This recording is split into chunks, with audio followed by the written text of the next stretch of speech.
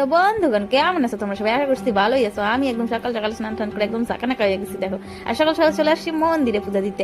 আমার এত ভালো লাগে সকালবেলা স্নান করে শুদ্ধ মনে পূজা দিতে। স্নান করে পূজা দেওয়ার যে অনুভূতিটা সেটা একমাত্র যে দেয় সেই জানে।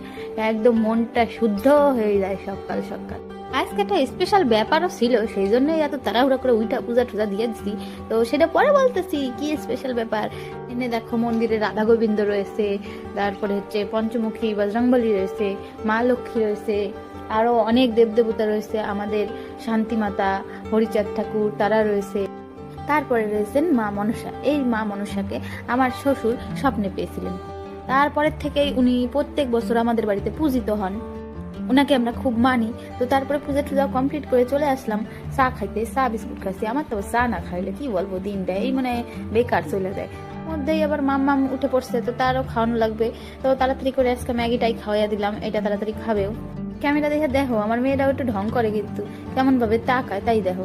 তারপরে চলে আসলাম দোকানে আমাদের রাস্তায়। আজকা আমাদের এখানে মোদি আসবো, মোদি আমাদের দেশের প্রধানমন্ত্রী। তো সেই দেখার জন্য রাস্তায় চলে আসলাম।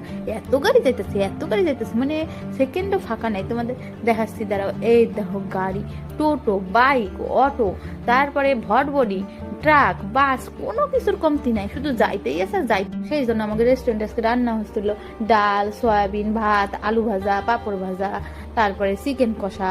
আর এই দেখো মোদি আসতেছে, এই যে হেলিকপ্টারে করে দেখো দেখো সবাই দেখো মোদি নামবো এবার আমার এখানে।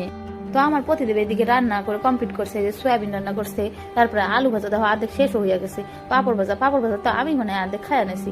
তো ভাত, এই যে ডাল আর চিকেন কষাও আছে কিন্তু। তারপরে দেখো সন্ধ্যা কাম করতে করতে আমার চেয়ার আর 12টা বেজে গেছে একেবারে। ও বাবা।